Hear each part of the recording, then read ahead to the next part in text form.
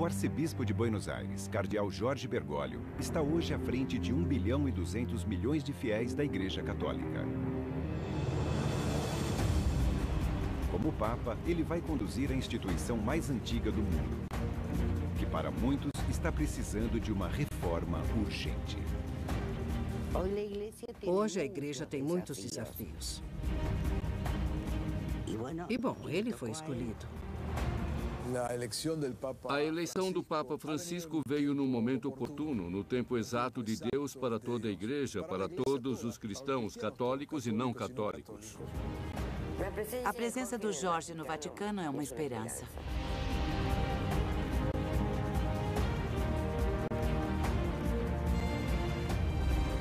Quem é o Papa Francisco?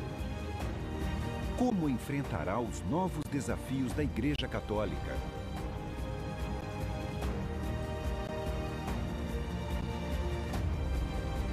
Isso vai mudar o mundo.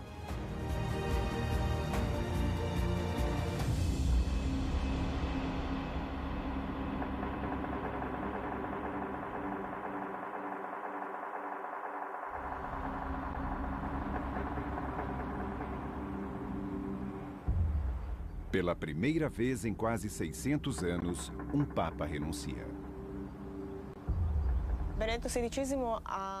Bento XVI anunciou sua decisão de abandonar o Ministério Petrino em 11 de fevereiro deste ano e foi uma revelação que surpreendeu todo mundo.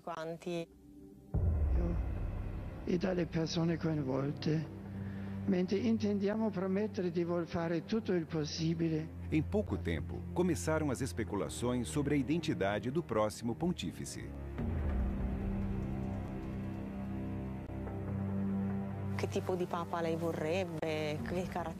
Quando perguntávamos que características ele deveria ter, todos respondiam que queriam uma pessoa jovem.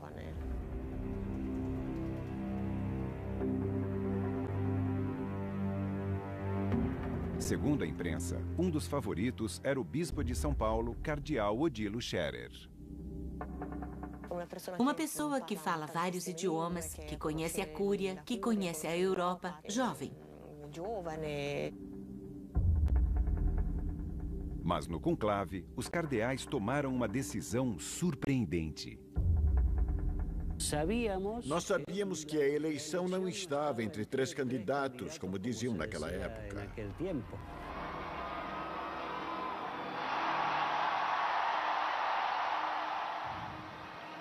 Annuncio vobis gaudium magnum. Habemus Papam. Quando eles saíram para anunciar, a única coisa que eu escutei Giorgio Mario. foi Jorge Mário. Cardinalem Bergoglio. Eu comecei a chorar.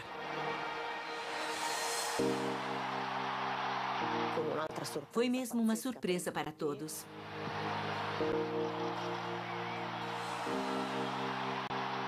Sembra che i miei fratelli cardinali sono andati a prenderlo quasi alla fine del mondo, ma siamo qui. A comoção é imediata. Pela primeira vez, o Papa é do continente americano.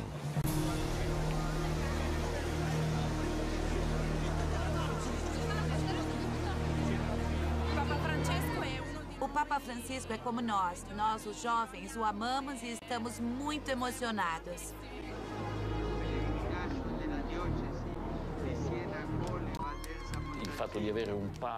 O fato de termos um Papa da América Latina devolve a toda a Igreja o que ela tem de positivo, de fundamental, de justiça e de liberdade.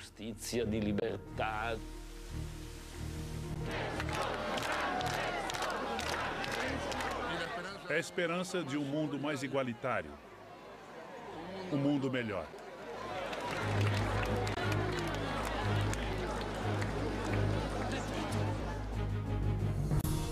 A eleição desperta uma nova esperança no continente e uma grande curiosidade sobre quem é este cardeal do fim do mundo. O arcebispo Bergoglio nasceu em 1936 em Flores, um bairro de Buenos Aires. Seus pais eram imigrantes italianos. Nós éramos uma família de classe média normal. Nosso pai era contador e nossa mãe ficava em casa educando os 5 filhos. A fé era fundamental na vida familiar. Nossos pais nos ensinaram a ter fé desde o berço. Todos os dias, quando o papai chegava do trabalho, nós nos reunimos para rezar o rosário em família. Desde criança, ele torce pelo San Lorenzo de Almagro, um time de futebol fundado por um padre. Um menino normal, muito protetor, muito companheiro, muito alegre, muito alegre. Uma criança normal, de carne e osso, como qualquer outra. Sua infância e formação familiar o marcam profundamente. Nós passamos por dificuldades, mas nossos pais sempre nos ensinaram a viver com simplicidade. Uma simplicidade que ele mantém durante toda a vida. Como arcebispo de Buenos Aires, ele anda de metrô e recusa as comodidades de seu cargo. Quando chegou a Roma, o mundo começou a notar seus gestos de humildade. O Papa dá um exemplo de uma vida austera, de não ter nada de supérfluo, de inútil. E é um exemplo pessoal que, com certeza, tem uma grande influência sobre as pessoas ao redor dele. Porque todo mundo sabe que quando o chefe se comporta de uma certa forma, consequentemente os outros prestam atenção e tentam adotar a mesma atitude. Quando Bergoglio assume como Papa, ele envia uma mensagem muito clara. Ele pede uma igreja pobre para os pobres, algo que já havia colocado em prática em Buenos Aires. Ele multiplicou praticamente por 3 ou 4 o número de sacerdotes dedicados a esses bairros mais pobres. O Bergoglio não se limitou a mandar freiras e vigários. Ele mesmo ia até as vilas para conversar com as pessoas. Mostrando que ele realmente escolheu os pobres.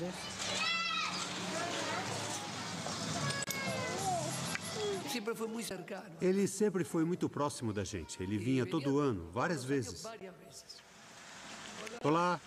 Bom dia, padre. Lourenço de Védia, mais conhecido como Padre Toto, trabalhou com o cardeal Bergoglio nos bairros mais carentes de Buenos Aires.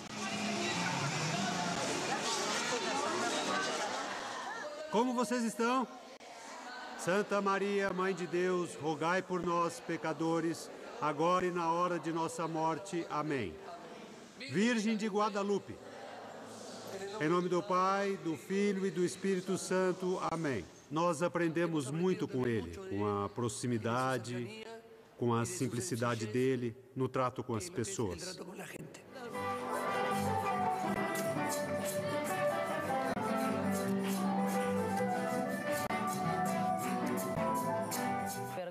O Bergoglio é o homem que põe a batina e os sapatos na lama, que não tem medo de se sujar para levar a palavra de Deus. Desde que nós começamos a tocar violão na igreja, eu lembro que ele sempre aparecia. Ele é um homem simples. Ele andava com a gente de ônibus e vinha para o nosso bairro caminhando. Ele era um cardeal, mas para a gente era mais como um padre, porque ele compartilhava muita coisa com a gente. Ele tomava a sopa que eles fazem aqui com a gente e sentava do nosso lado. Então ele dizia que na mesa dos humildes estava o coração dos pobres.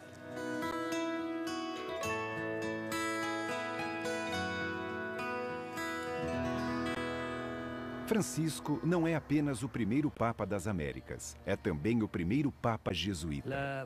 A formação dos padres jesuítas tem essa característica de ser uma formação muito completa, tanto no aspecto intelectual como nas qualidades humanas.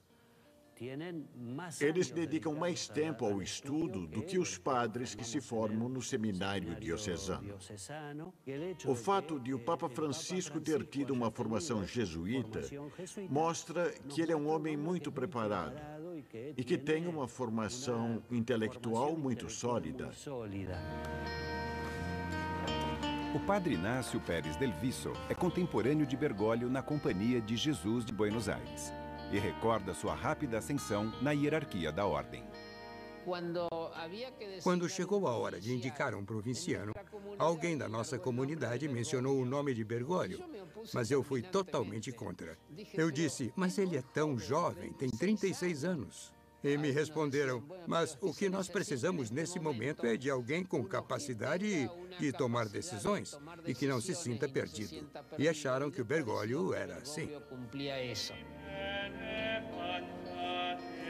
Durante o período em que atuou como chefe dos jesuítas e depois como bispo na Argentina, seus colegas perceberam sua capacidade de liderança. Ele é um homem de pulso. É um homem que sabe governar e que tem qualidades para liderar. É firme. É firme. Cristo está no mundo, reconciliando ao mundo com Deus. Com a eleição de Bergoglio como Papa, um novo panorama se abre para a Igreja e seus fiéis. A trajetória e a humildade dele surpreendem quem não o conhecia, mas a nomeação faz renascer acusações sobre sua possível colaboração com a ditadura militar. Era uma acusação gravíssima. Como se dissessem, como podem escolher como Papa um homem tão traidor?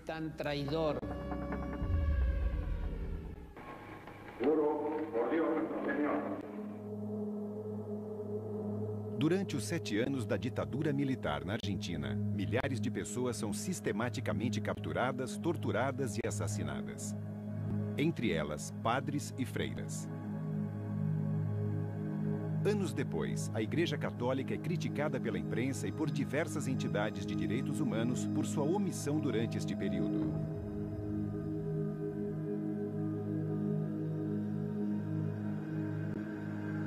Essas acusações também envolvem o então diretor da Ordem Jesuítica da Argentina, Jorge Bergoglio, o atual Papa Francisco.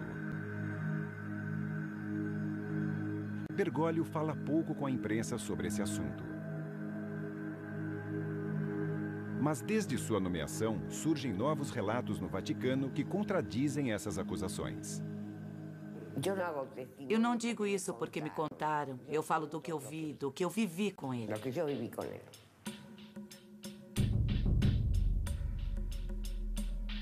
O Jorge Bergoglio é um grande amigo meu e eu o conheço há muitos anos. Alicia Oliveira era uma jovem advogada que trabalhava no Centro de Estudos Legais e Sociais, uma organização de defesa dos direitos humanos. Um dia o Jorge veio me ver e me disse, Alicia, preciso te contar uma coisa.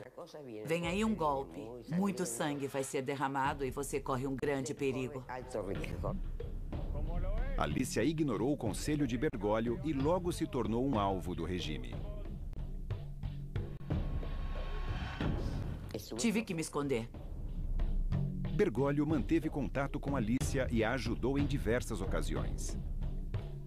Nessa época, 2 padres jesuítas foram capturados pelo governo de exceção.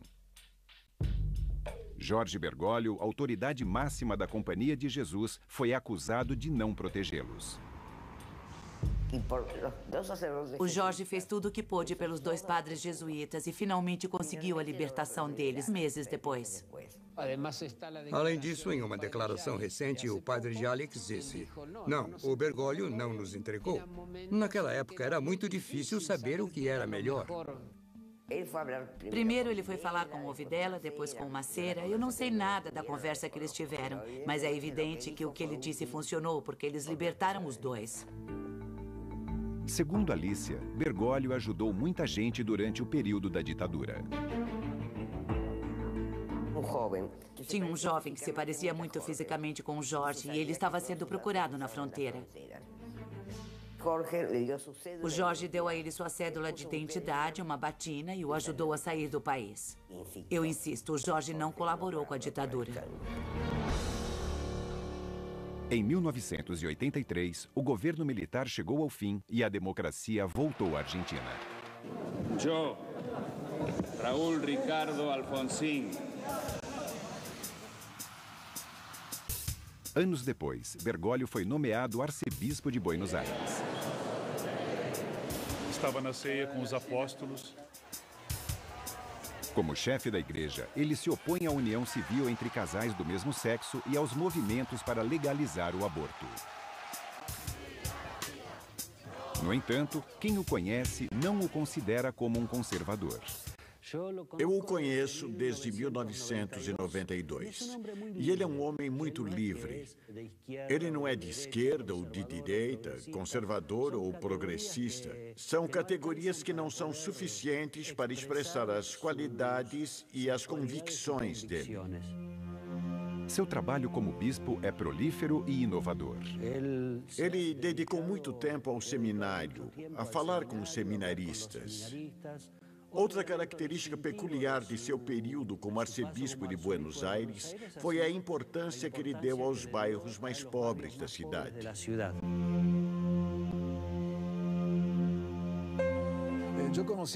Eu conheci o atual Papa Francisco e Cardeal Bergoglio no ano de 1982. Eu e alguns pastores fomos encontrar o cardeal para orar juntos. Desenvolvemos vários programas juntos e nossa proximidade foi crescendo.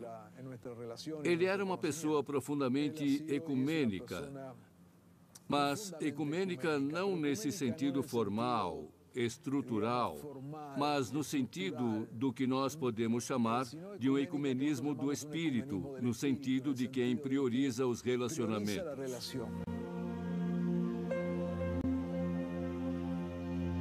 Segundo as normas da igreja, Bergoglio apresentaria sua renúncia ao completar 75 anos.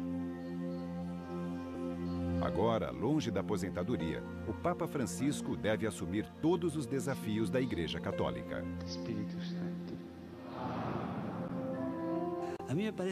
Acho que os cardeais pensaram em quais são os desafios que a Igreja tem hoje e perceberam que ele tem o perfil adequado para enfrentar esses desafios. Eles sabem que não são desafios fáceis. Apesar de ele ser um homem firme nas escolhas que faz, ele não é um homem inflexível e é capaz de levar adiante iniciativas importantes com convicção. É a pessoa indicada para fazer com que a Igreja Católica se aproxime das pessoas e desenvolva um novo estilo pastoral e de evangelização. Ele é um homem de fé, é um homem sério, um homem trabalhador. Ele acredita no que faz e por isso é uma esperança. Um dos grandes desafios que o Papa Francisco enfrenta é a grande perda de fiéis na América Latina. Uma questão crucial durante o conclave que o elegeu. O cardeal Bergoglio usou uma metáfora muito bonita. Ele disse: a igreja é como o pastor que deve se preocupar com a única ovelha que se desgarrou.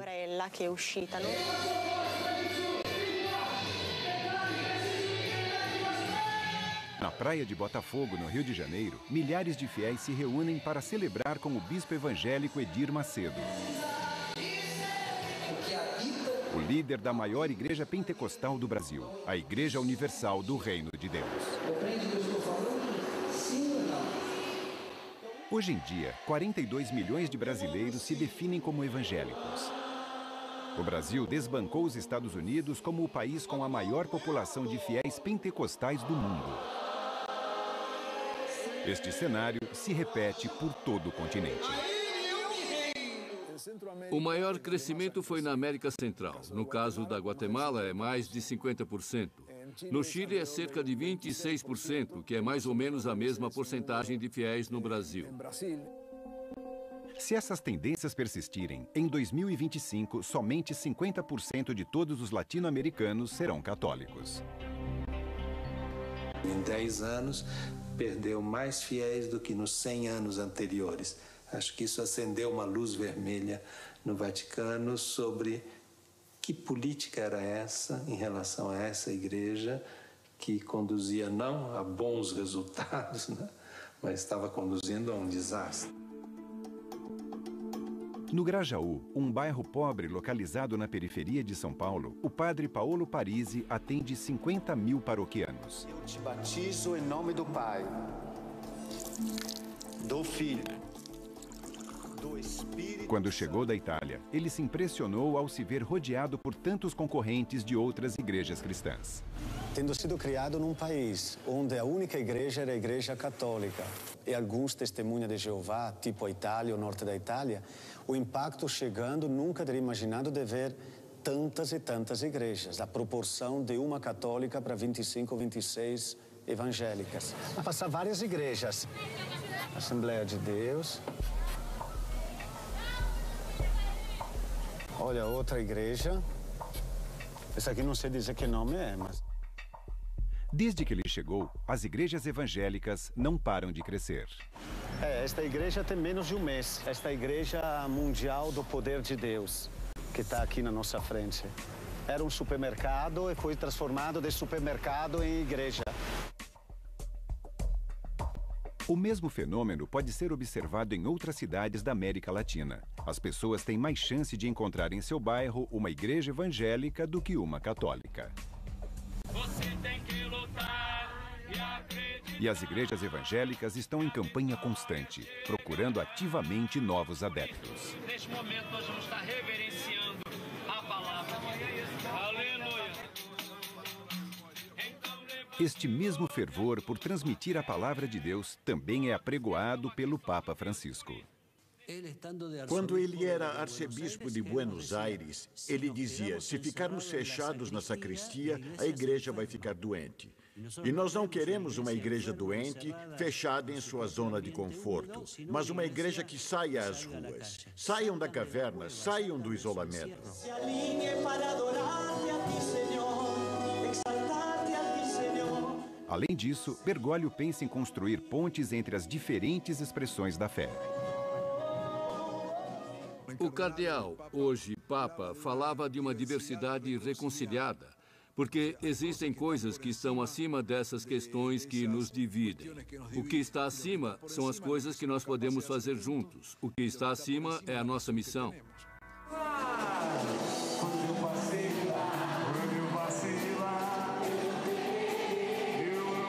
O movimento católico, com cerimônias similares às da Igreja Evangélica, é a renovação carismática.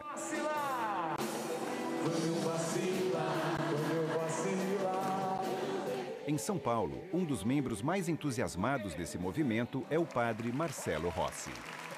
Foi maravilhoso, não foi? O astro do rock dos sacerdotes brasileiros. Aos domingos, a igreja dele fica repleta de fiéis.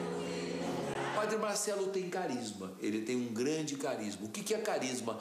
É uma capacidade de atrair as pessoas. Um misto de simpatia, um misto de empatia e uma facilidade muito grande de se comunicar.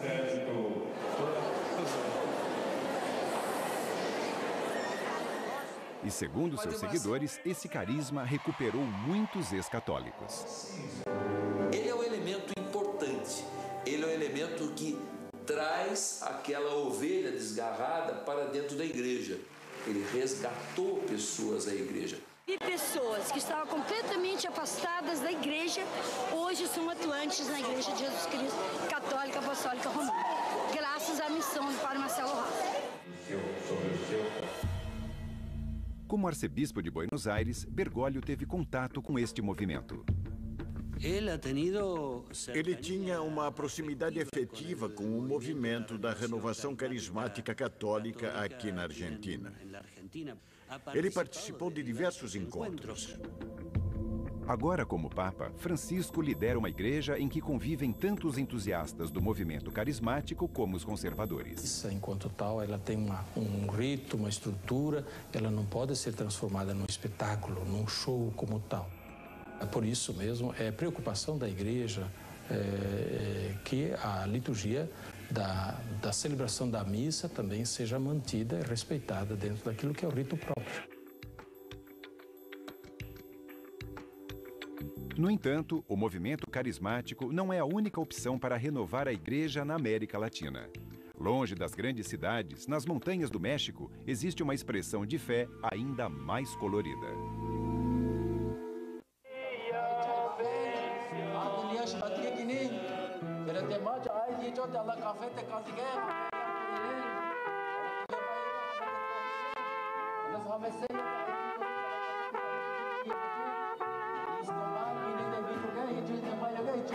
Uma procissão religiosa desfila através das estreitas ruas coloniais de San Cristóbal de las Casas.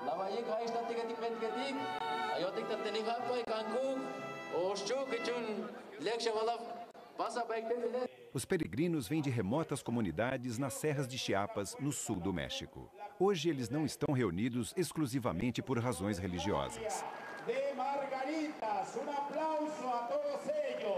Trata-se de uma peregrinação e, ao mesmo tempo, de uma demonstração política.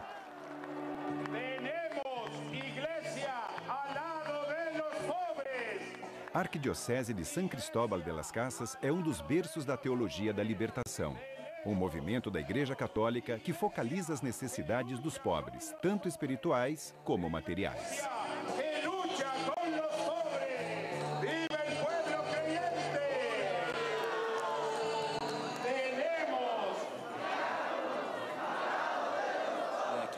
Aqui na Arquidiocese de San Cristóbal sempre houve uma opção muito marcada de dar uma grande atenção aos pobres.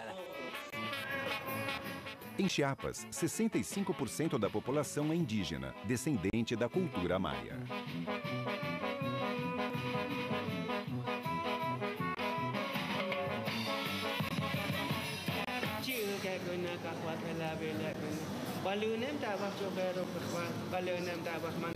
Aqui, a igreja integra os rituais da tradição maia nas celebrações católicas.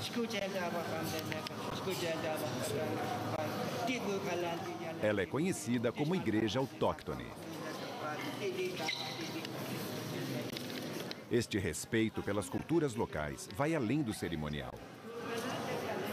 É parte de um compromisso com as comunidades mais pobres. O problema da América Latina é ter uma pobreza que ofende. É preciso que a igreja enfrente essa questão.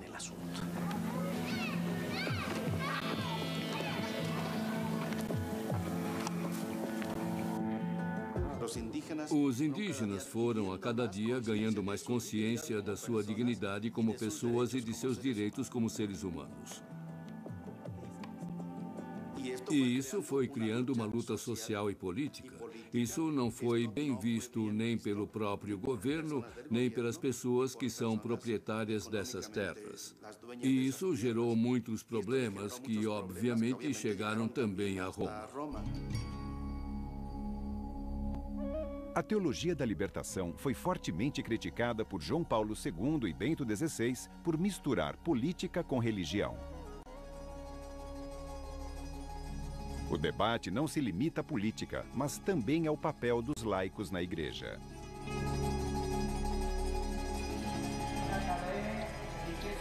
Na Diocese de San Cristóbal, há 1.500.000 pessoas, mas apenas 80 padres.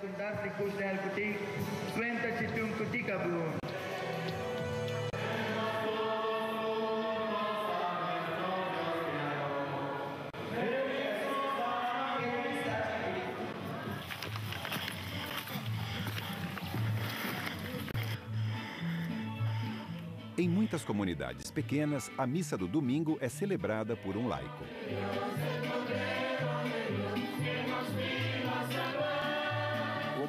Durante muito tempo, a igreja se baseou na figura do sacerdote. Mas aqui, a igreja está cada vez mais laica. Os laicos são essenciais, são fundamentais. Se não fosse por eles, com certeza o catolicismo há muito tempo não teria só diminuído, teria praticamente desaparecido. Para manter a igreja viva nos remotos confins da diocese, foi criada uma nova categoria de trabalhadores eclesiásticos, os diáconos permanentes. Eles celebram o batismo e a Eucaristia. Essas nomeações são vitalícias e homens casados podem se candidatar, como Manuel Arias, que com 35 anos tem 6 filhos. Isso é importante dentro da cultura local, em que somente homens casados são considerados líderes. O problema é que em Chiapas já existem 300 diáconos, um número muito maior do que nas outras dioceses da América Latina. É um padre para cada diácono, mais ou menos nessa proporção. Mas em Chiapas, o problema é que existem 15 diáconos ou 20 diáconos para cada padre.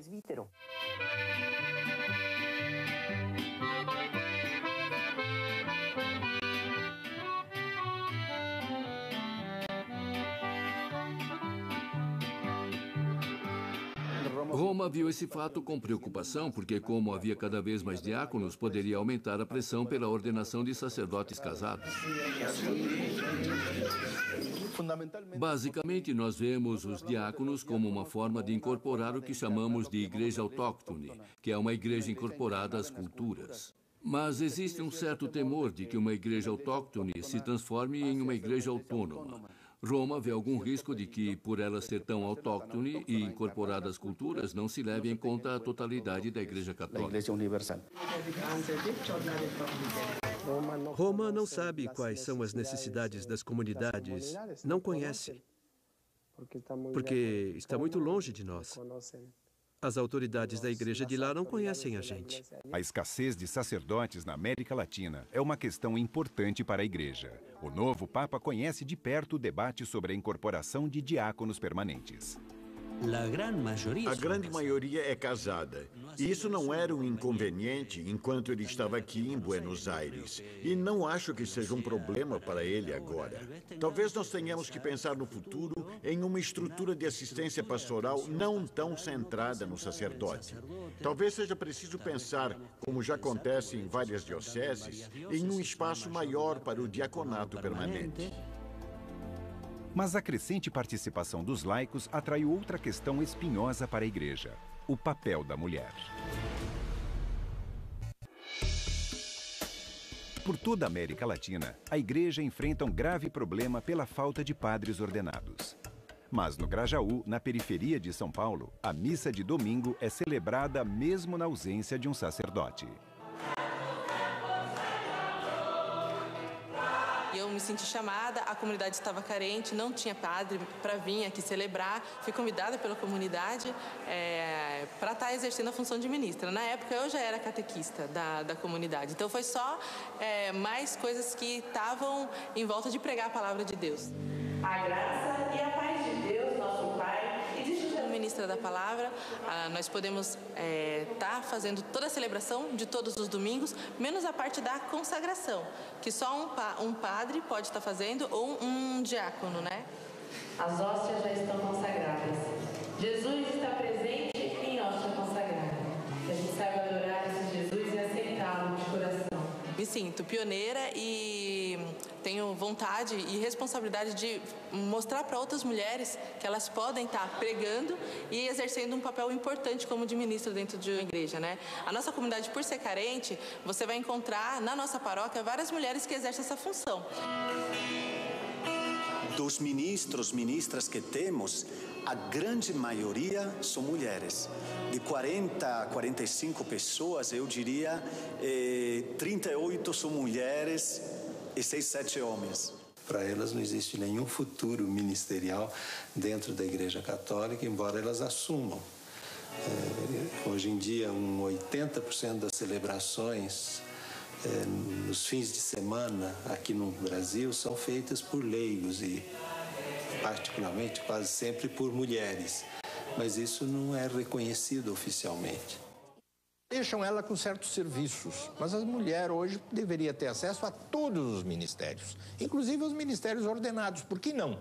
Isso já existe na igreja anglicana, isso já existe na igreja metodista. A Igreja Católica ainda está bastante fechada do ponto de vista do acesso da mulher aos ministérios. Outro tema que está em discussão é o celibato dos sacerdotes. Clélia Luro escandalizou a Cúria Argentina, primeiro ao conviver e depois ao se casar com o bispo Jerônimo Podestá. Foi meu companheiro de luta e eu sou companheira de luta. Ele me dizia que ser companheira de luta era mais do que ser companheira de vida, era começar a ser companheira da eternidade. E isso é verdade. Podestá foi proibido de exercer o sacerdócio. Apesar da desaprovação da igreja, Clélia e Jerônimo correram o mundo liderando o movimento de padres casados. A mulher é uma riqueza. E o que nós pedimos não é que acabem com o celibato. Quem quiser ser celibatário, que seja. Mas no caminho de Deus, ele pode encontrar uma freira ou uma assistente social, ou seja quem for, uma mulher que o acompanhe em sua luta, que possa ser sua companheira. Nós chamamos isso de celibato optativo. No ano 2000, Podestá ficou gravemente doente e o único membro da igreja que ousou se aproximar dele foi Jorge Bergoglio. Para Jerônimo, que já morreu, e para mim, foi muito importante. Foi um grande apoio da igreja, que sempre nos dava tantos golpes. Com este gesto, Bergoglio teve a mesma atitude que vem demonstrando com todos os que estão afastados da igreja.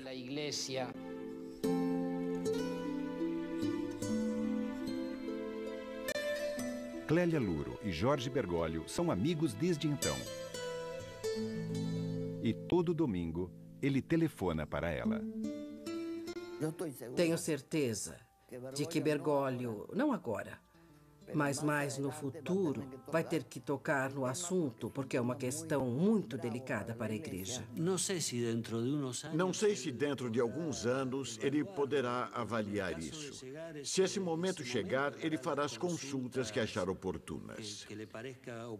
Pelo que eu conheço dele, não acho que ele vá promover isso de forma imediata. Mas também não o vejo fechado para a questão.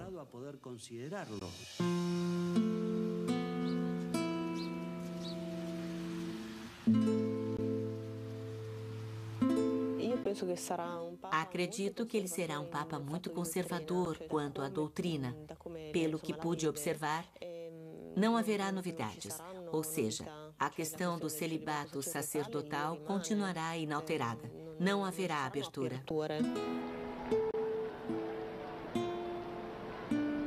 É muito cedo para saber como irá agir o novo Papa, o homem que muitos acreditam ser capaz de transformar a Igreja Católica.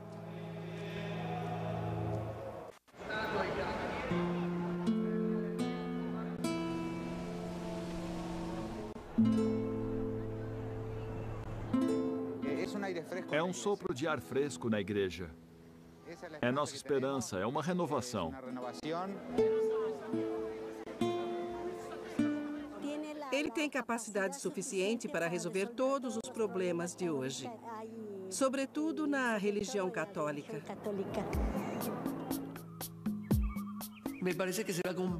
Acho que ele vem para acrescentar. É o olhar de um Papa que olha a partir do terceiro mundo e para o terceiro mundo.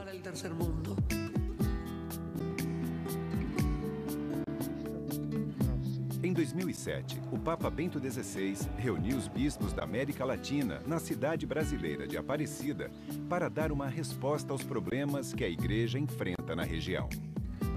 Na ocasião, o então cardeal Jorge Bergoglio preside a conferência e redige o documento final. Ele foi presidente da comissão de redação de um documento muito bonito. E nesse documento ele diz que a igreja é que deve ir até as fronteiras. Ela precisa sair de si mesma e não esperar passivamente que as pessoas venham aos templos, mas ser como uma mãe acolhedora que sai em busca de seus filhos. Uma das principais mensagens de Aparecida é a necessidade de uma nova campanha evangelizadora e de refletir por que tantos latino-americanos, especialmente os pobres, escolhem abandonar o catolicismo. É importante que a Igreja Católica descubra por que tantos fiéis vão embora. O que eles encontram nas outras que não encontram conosco.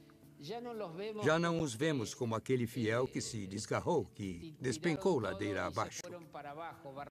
Nós reconhecemos que, de certa forma, foi ladeira acima, porque eles encontraram algo que não tinham conosco, ou seja, alguma coisa melhor. As questões discutidas em Aparecida foram vitais durante o arcebispado de Jorge Bergoglio.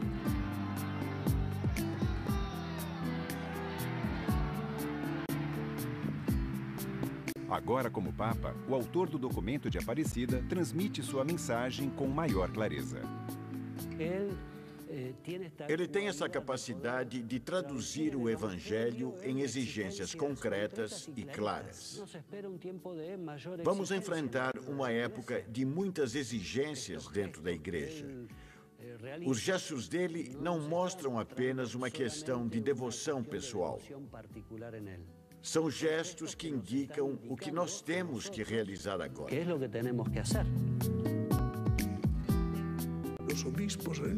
Os bispos em Aparecida citaram um trecho do Evangelho dizendo ser um testemunho de esperança. E esse testemunho também é um desafio para nós.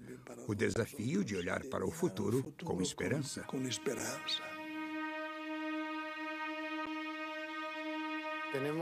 Temos esperança de que aconteça uma mudança para melhor para todos.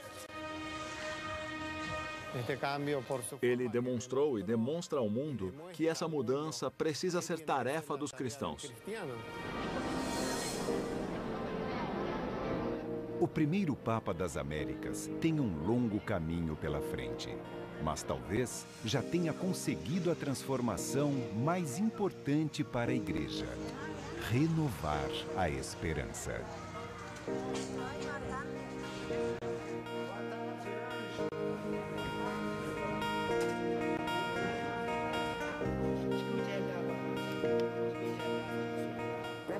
A presença do Jorge no Vaticano é uma esperança.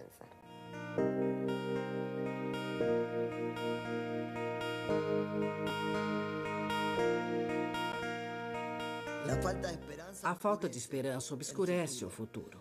Se você tem esperança, tudo é possível, porque você acredita que o melhor virá. E isso é o Bergoglio para o mundo. O melhor.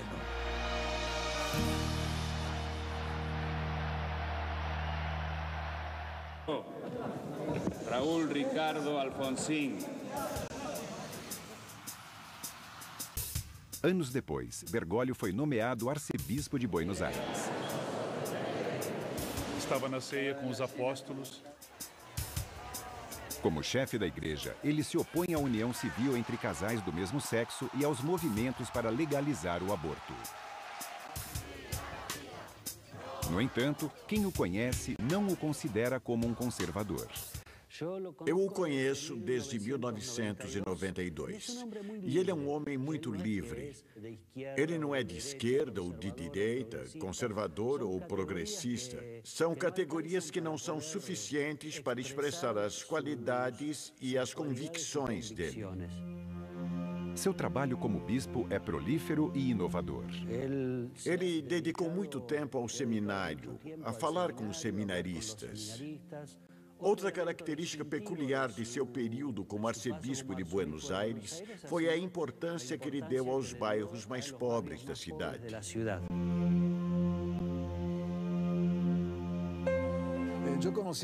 Eu conheci o atual Papa Francisco e Cardeal Bergoglio no ano de 1982.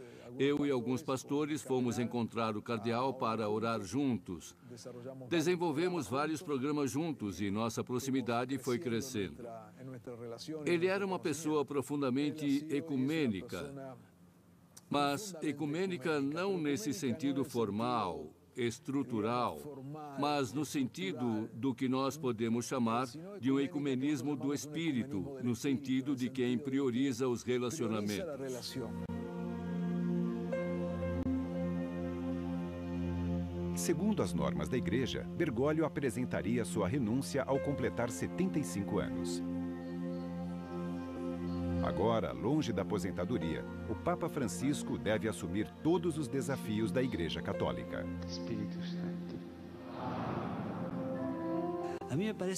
Acho que os cardeais pensaram em quais são os desafios que a Igreja tem hoje e perceberam que ele tem o perfil adequado para enfrentar esses desafios.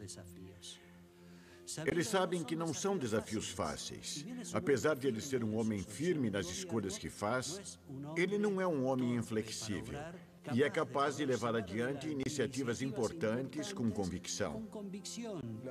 É a pessoa indicada para fazer com que a Igreja Católica se aproxime das pessoas e desenvolva um novo estilo pastoral e de evangelização. Ele é um homem de fé, é um homem sério, um homem trabalhador. Ele acredita no que faz e por isso é uma esperança.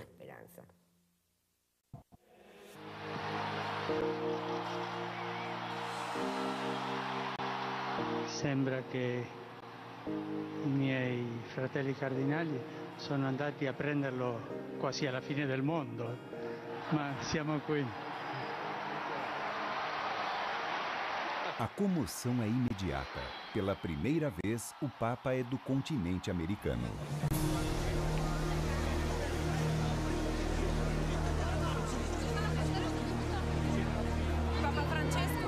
O Papa Francisco é como nós. Nós, os jovens, o amamos e estamos muito emocionados.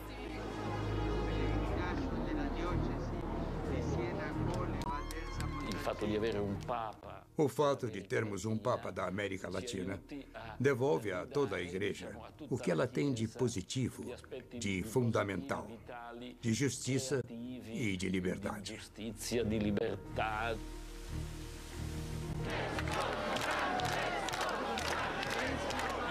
É a esperança de um mundo mais igualitário, um mundo melhor.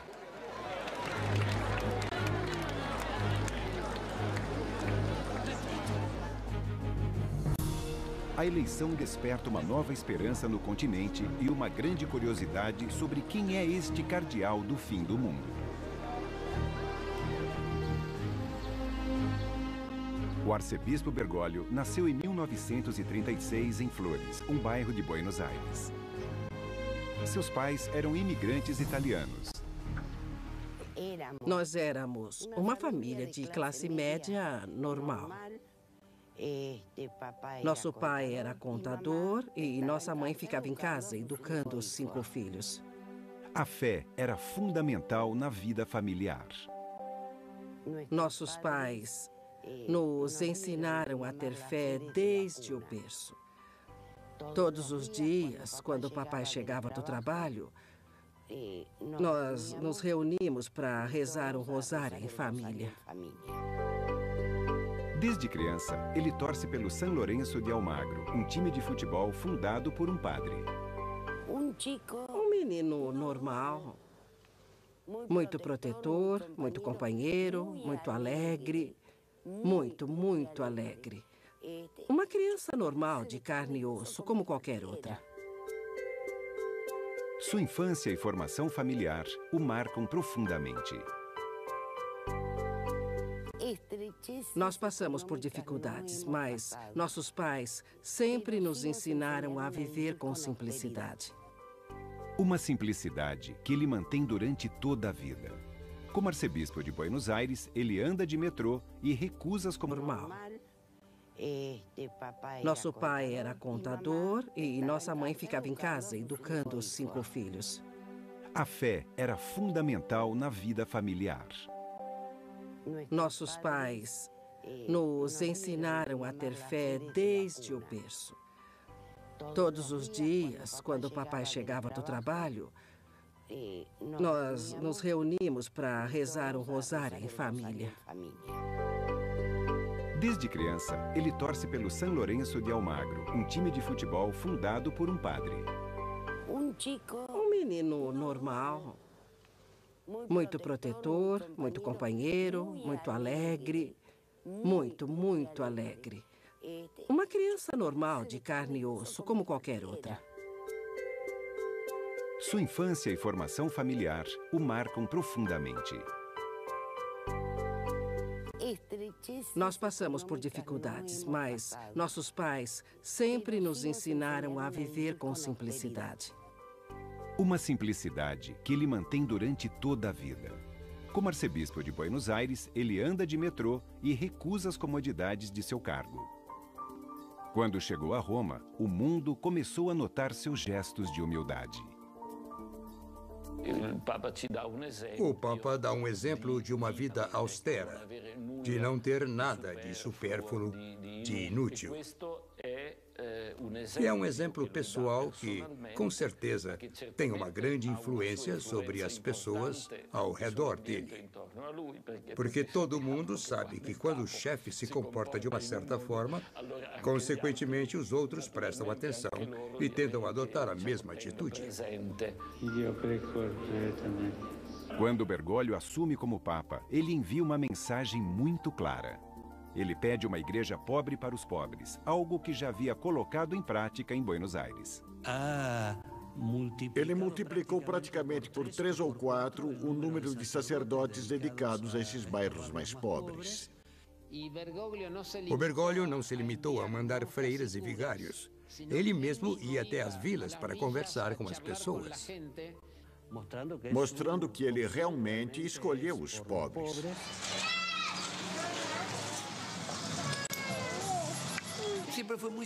Ele sempre foi muito próximo da gente. Ele vinha todo ano, várias vezes. Olá. Bom dia, padre. Lourenço de Védia, mais conhecido como Padre Toto, trabalhou com o cardeal Bergoglio nos bairros mais carentes de Buenos Aires. Como vocês estão? Santa Maria, Mãe de Deus, rogai por nós, pecadores, agora e na hora de nossa morte. Quando perguntávamos que características ele deveria ter, todos respondiam que queriam uma pessoa jovem.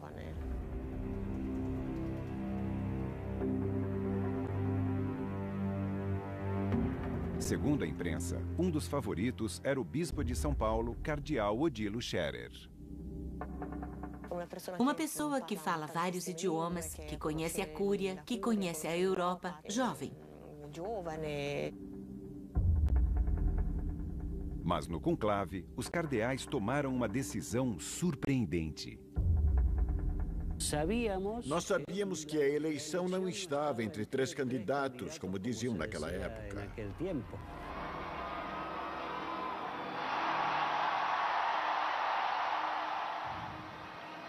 Annuncio vobis gaudium magnum. Habemus papam. Quando eles saíram para anunciar, a única coisa que eu escutei foi Jorge Mário.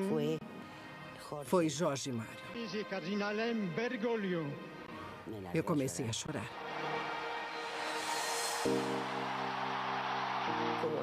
Foi mesmo uma surpresa para todos.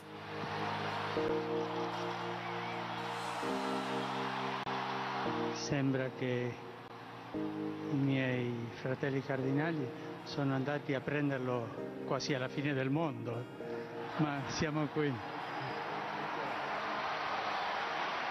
A comoção é imediata.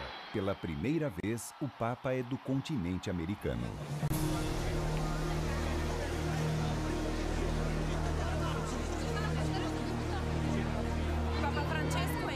O Papa Francisco é como nós. Nós, os jovens, o amamos e estamos muito emocionados.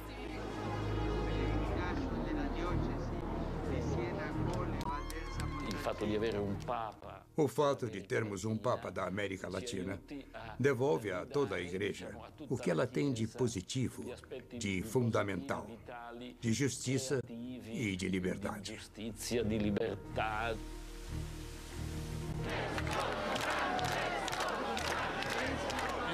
É a esperança de um mundo mais igualitário, um mundo melhor.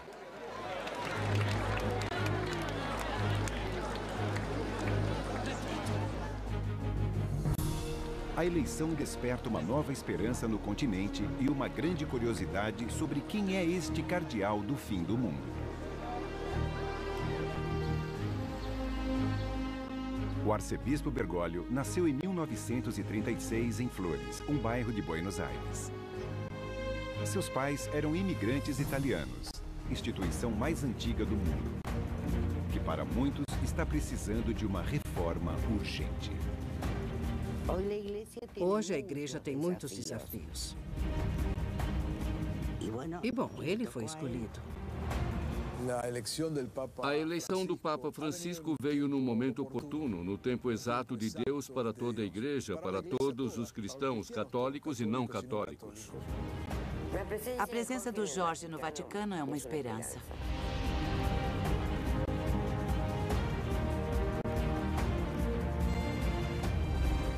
Quem é o Papa Francisco? Como enfrentará os novos desafios da Igreja Católica?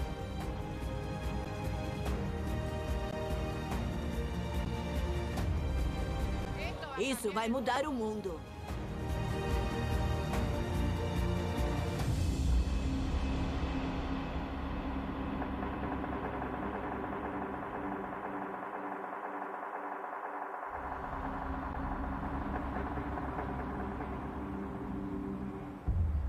Pela primeira vez em quase 600 anos, um Papa renuncia. Bento XVI anunciou sua decisão de abandonar o ministério petrino em 11 de fevereiro deste ano e foi uma revelação que surpreendeu todo mundo.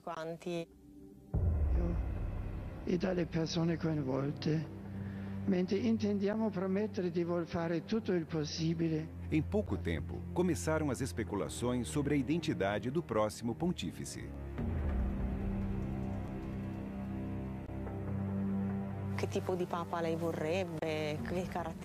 Quando perguntávamos que características ele deveria ter, todos respondiam que queriam uma pessoa jovem.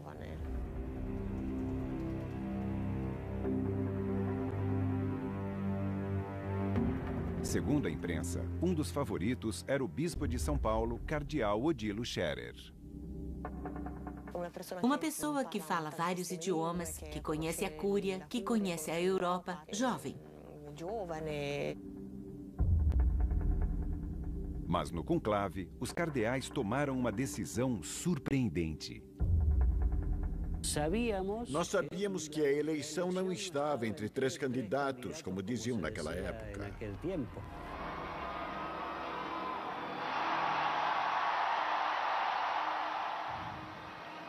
Annuncio vobis gaudium magnum. Habemus papam. Quando eles saíram para anunciar, a única coisa que eu escutei foi Jorge Mário. É importante que a Igreja Católica descubra por que tantos fiéis vão embora. O que eles encontram nas outras que não encontram conosco. Já não os vemos como aquele fiel que se desgarrou, que despencou ladeira abaixo. Nós reconhecemos que, de certa forma, foi ladeira acima, porque eles encontraram algo que não tinham conosco, ou seja, alguma coisa melhor. As questões discutidas em Aparecida foram vitais durante o arcebispado de Jorge Bergoglio.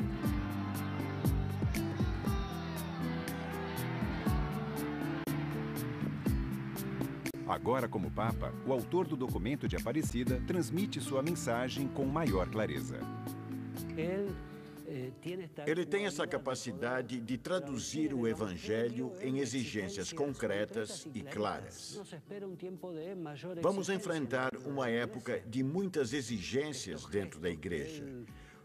Os gestos dele não mostram apenas uma questão de devoção pessoal. São gestos que indicam o que nós temos que realizar agora.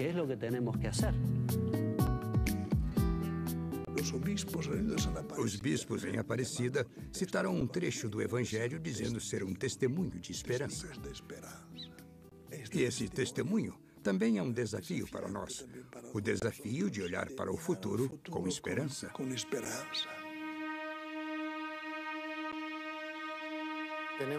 Temos esperança de que aconteça uma mudança para melhor para todos. Ele demonstrou e demonstra ao mundo que essa mudança precisa ser tarefa dos cristãos.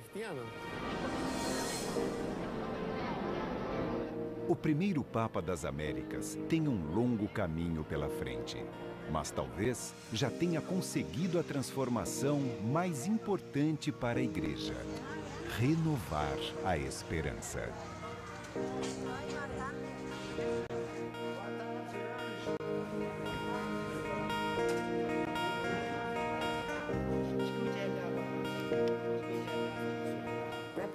A presença do Jorge no Vaticano é uma esperança.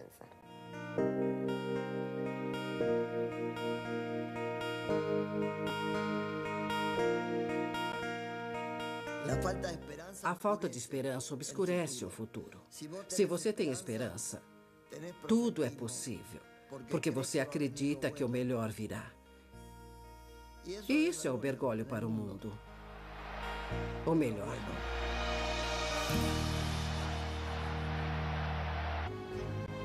Seus pais eram imigrantes italianos. Nós éramos uma família de classe média normal. Nosso pai era contador e nossa mãe ficava em casa educando os 5 filhos. A fé era fundamental na vida familiar.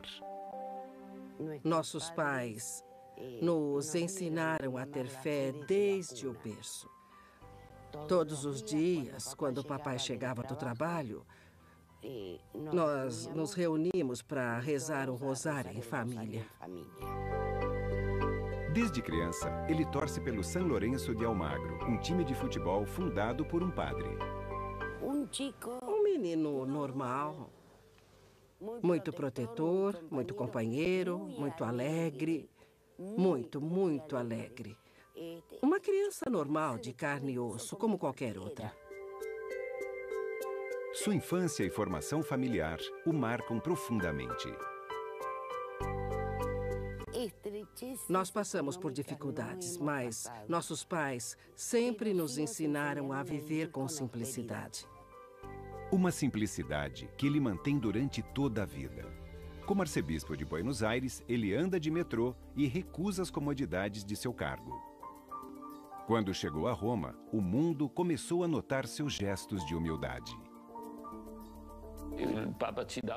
O Papa dá um exemplo de uma vida austera, de não ter nada de supérfluo, de inútil. E é um exemplo pessoal que, com certeza, tem uma grande influência sobre as pessoas ao redor dele.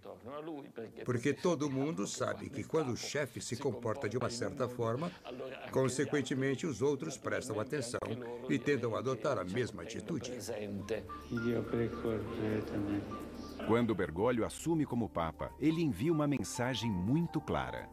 Ele pede uma igreja pobre para os pobres, algo que já havia colocado em prática em Buenos Aires.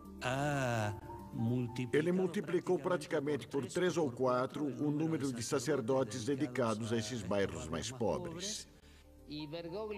O Bergoglio não se limitou a mandar freiras e vigários. Ele mesmo ia até as vilas para conversar com as pessoas. Mostrando que ele realmente escolheu os pobres.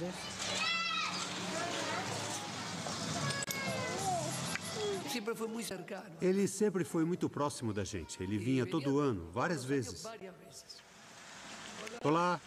Bom dia, padre. Lourenço de Védia, mais conhecido como Padre Toto, trabalhou com o cardeal Bergoglio nos bairros mais carentes de Buenos Aires.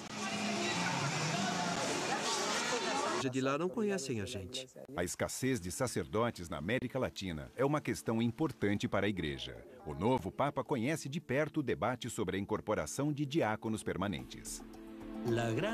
A grande maioria é casada. E isso não era um inconveniente enquanto ele estava aqui em Buenos Aires. E não acho que seja um problema para ele agora.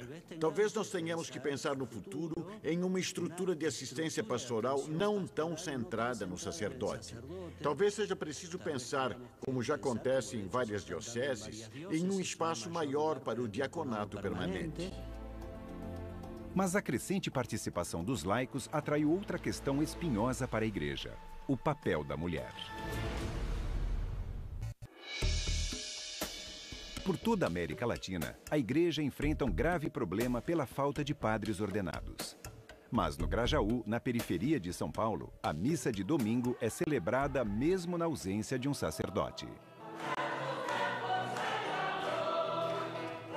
Eu me senti chamada, a comunidade estava carente, não tinha padre para vir aqui celebrar. Fui convidada pela comunidade para estar exercendo a função de ministra. Na época, eu já era catequista da comunidade. Então, foi só mais coisas que estavam em volta de pregar a palavra de Deus.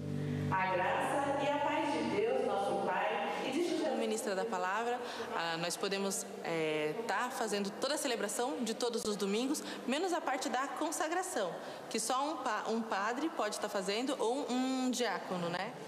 As hóstias já estão consagradas. Jesus está presente em hóstia consagrada. Que a gente saiba adorar esse Jesus e aceitá-lo de coração.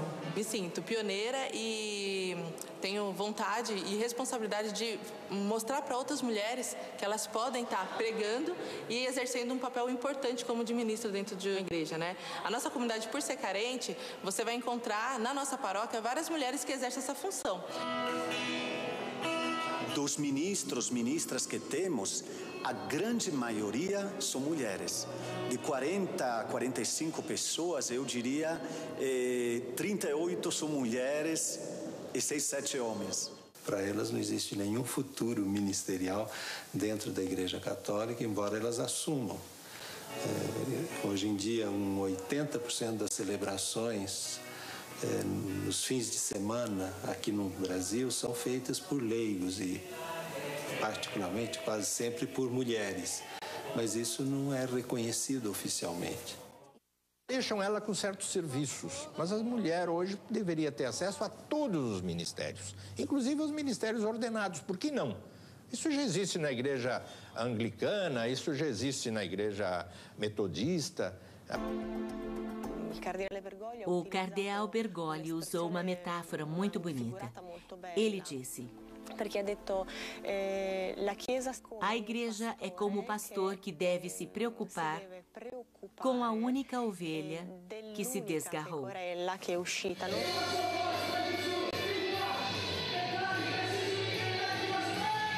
Na praia de Botafogo, no Rio de Janeiro, milhares de fiéis se reúnem para celebrar com o bispo evangélico Edir Macedo.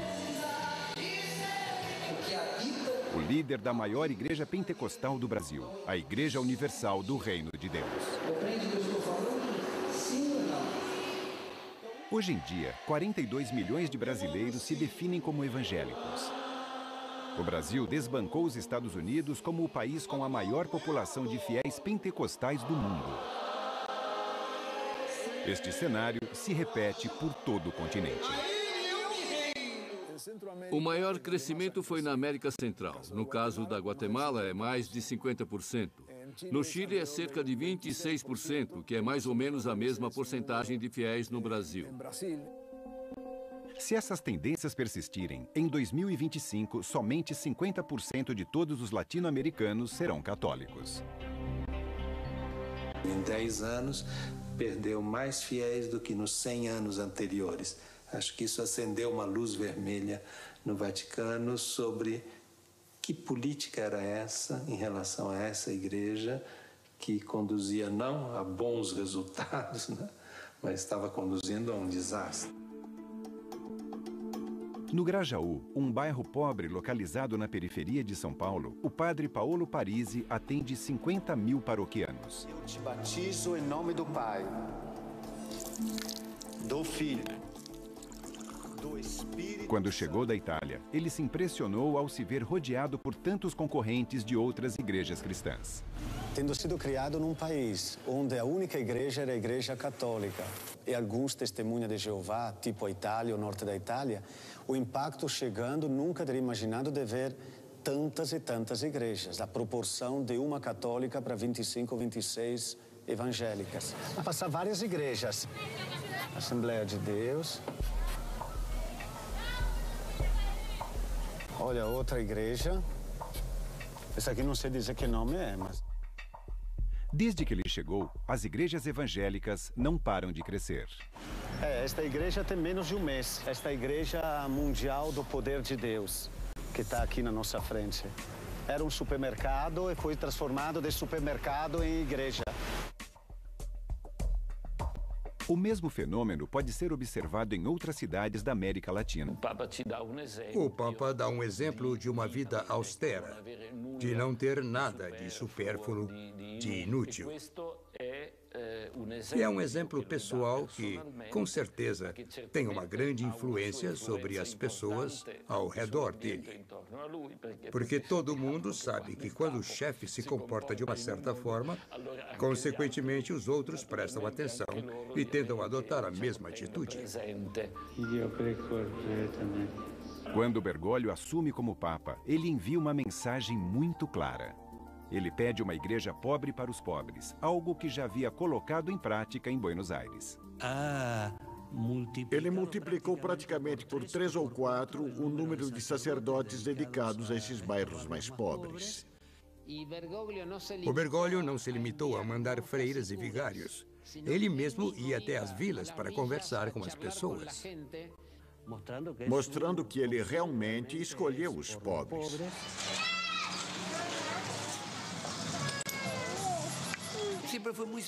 Ele sempre foi muito próximo da gente. Ele vinha todo ano, várias vezes. Olá. Bom dia, padre. Lourenço de Védia, mais conhecido como Padre Toto, trabalhou com o cardeal Bergoglio nos bairros mais carentes de Buenos Aires.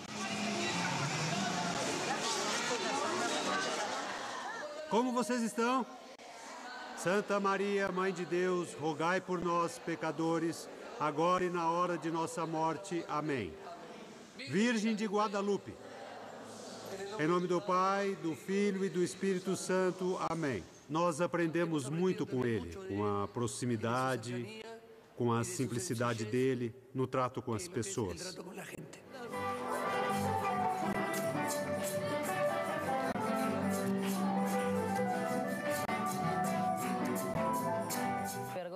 O Bergoglio é o homem que põe a batina e os sapatos na lama, que não tem medo de se sujar para levar a palavra de Deus.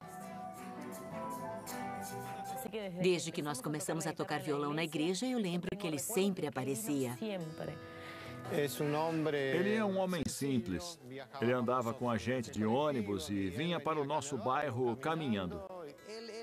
Ele era um cardeal, mas pra gente era mais como um padre, porque ele compartilhava muita coisa com a gente. Ele tomava a sopa que eles fazem aqui com a gente e sentava do nosso lado. Então ele dizia que na mesa dos humildes estava o coração dos pobres.